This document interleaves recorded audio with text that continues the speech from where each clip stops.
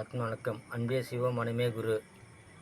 இன்றைய சமுதாயத்தில் மக்கள் சக்தியாக பிறக்கிறோம், ஜீவனாக வளர்கிறோம், மனமாக வளர்கிறோம், பிணமாக போகிறோம்.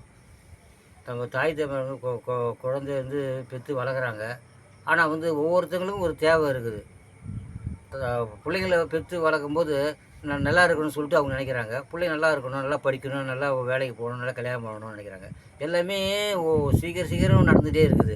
ஆனால் இப்போ கோயிலுக்கு போகிறோம், நம்முடைய தேவையை நம்ம மனசுக்கு தேவையை குறைகளை சொல்கிறோம். கோயிலில் போய் சொல்கிறோம். ஆனால் கோயிலுக்குன்னு யாரும் போகிறது எண்ணத்தில் போகிறதில்ல. ஏதோ விளையாட்டாக போகிறாங்க, சாமி கும்பிட்றாங்க, அவசரமாக பீச்சுக்கு போடுறாங்க, ரோட்டில் இருக்கிறத வாங்கி சாப்பிட்றாங்க, அப்புறமேட்டு சினிமா பார்க்குறாங்க, அப்படி வராங்க. அப்படிலாம் இருக்கக்கூடாது. கோயிலுக்கு போனால் நம்ம மனசு என்ன குறையோ அது மனமாக நம்ம உள்ளத்தால் நம்ம ஒளியாக இருந்து நம்ம சாமி கும்பிடணும். நம்மளுக்கு குறைய நம்ம மெய் மறந்து நம்ம கடவுள்கிட்ட நினைக்கணும், வேண்டணும். நம்ம உள்ளந்தான் கடவுள். கோயிலுக்கு இருக்கிறது ஒரு சிலை தான். ஆனால் நம்ம உள்ள நம்ம பாட்டு நம்ம உருகி நம்ம வணங்கும் போது நமக்கு எல்லாமே செயல்படுது. நம்முடைய கிரகம், நம்ம கிரக சூழ்நிலை, நம்முடைய எல்லாமே நம்ம போகிற இடத்து அங்கேயும் இருக்குது. எல்லாமே அஞ்சு பஞ்சபூதம் தான் கடவுள். நம்ம 9 கிரகம், ராசி பலன் எல்லாமே இருக்குது.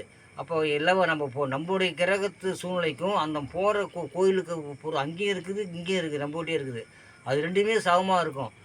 இப்போ நம்ம நினைக்கும் போது நடக்குது, சிலது நடக்காது. அப்போ நடக்கணுமோ நம்ம சாமி கோயிலை பற்றி நம்ம சாமி நமக்கு நினச்சி நடக்கலைன்னு சொல்லிட்டு நம்ம சாமி குறை சொல்லக்கூடாது.